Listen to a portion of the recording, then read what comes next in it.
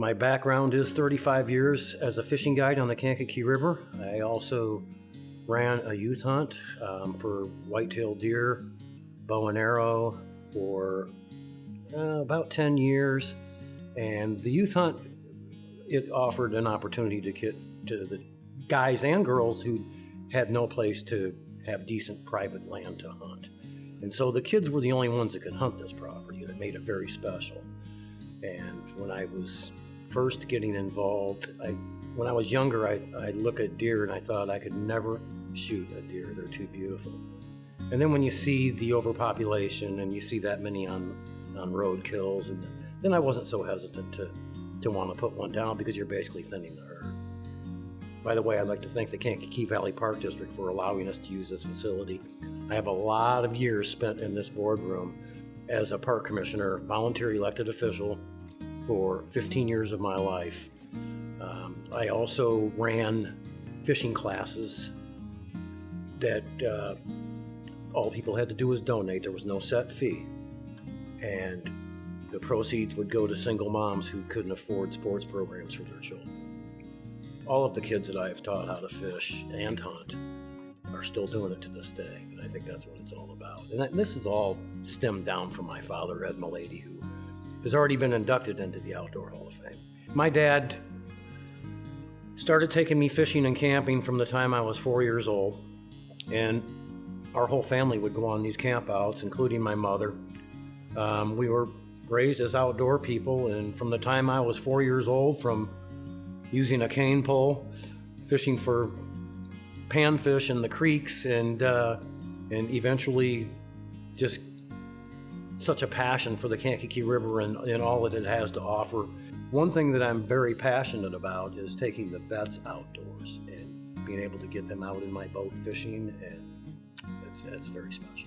You know, you think you make a little kid excited when you take them and they catch a nice fish, but when you take somebody out that fought in the Vietnam War and they catch a nice fish, and they're like a little kid at Christmas, and you know, that's a big gratification. I was on the original board with my father and Gordon Graves, whose name I mentioned earlier, and a couple of my best friends, and we were the original board of the Northern Illinois Anglers Association. And so I was actually on the original board that formed the NIA, and we started the first Kankakee River cleanup.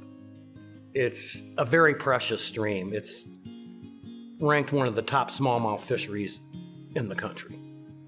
And I just have a passion for river fishing. I like to be in the current. I love all fishing. I love to bring kids to a pond, where I know they can catch fish. But the Kankakee River is a special challenge. I think the Kankakee River State Park, which is 10 miles from where we're sitting, is like a little Canada, with the high 30, 40-foot limestone bluffs, the narrows where there's power water going through. And when I think of the Kankakee River, that state park area is etched in my mind. I even do a lot of my outdoors artwork based on what I find in the state park, because it's that pristine. But I went to the state park to fish at daybreak, and it's like, yeah, they're saying it's gonna rain, but maybe it won't, right? Okay, bad.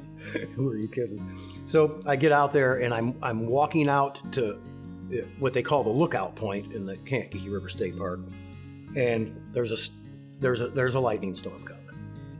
And so I thought, the last time you did this, you got caught in it. You're getting too old to be stupid. So I decided to just take that vision and get in my truck and go home, because I knew electrical storm was not going to be a good deal. So when I got home, I envisioned the last thing that I saw when I was on that lookout point. And that's when I put this together. It's an early morning storm coming into the Kankakee River State Park. And they were like, well, did you take a picture of it to do it? No, it's what was left in my mind from that particular visual that I encountered that morning. The fishing and being in the outdoors, there's other things that come with it, and that is I really get into making my own lures and trying to go out and catch fish on something I design myself. And I find that to be very euphoric, because when I can build something out of components that I've purchased to do exactly what I want it to do for that type of water level, for that type of water clarity, and for that species of fish, which is mostly smallmouth bass. And my brother Tim and I have been pretty successful fly fishing the Kankakee River. I don't know what can be more gratifying than to go out and catch a fish on something you built yourself. So I would get the components to do what I wanted them to do, and I made these streamers. Again, it's an art, but that's a weighted streamer with white marabou and flashabou, and the Kankakee River is full of emerald shiners, and which is a very big part of our forage for the game fish in the river. So I just built something that looks like them. And lo and behold, I've gone out and caught 25 fish in a day with my own streamer. And so that's the art of it. There's a lot of art involved in it. It's so important for the children, our up and coming generation, to realize that these resources are very special and they're not to be taken for granted. And so there's my oldest is Rex, there's Carly, there's Zach, and there's Mick, and they are all outdoors oriented. And so the legend continues. So my father started this legend, and I know that their kids are going to be in the outdoors, and that's what it's all about.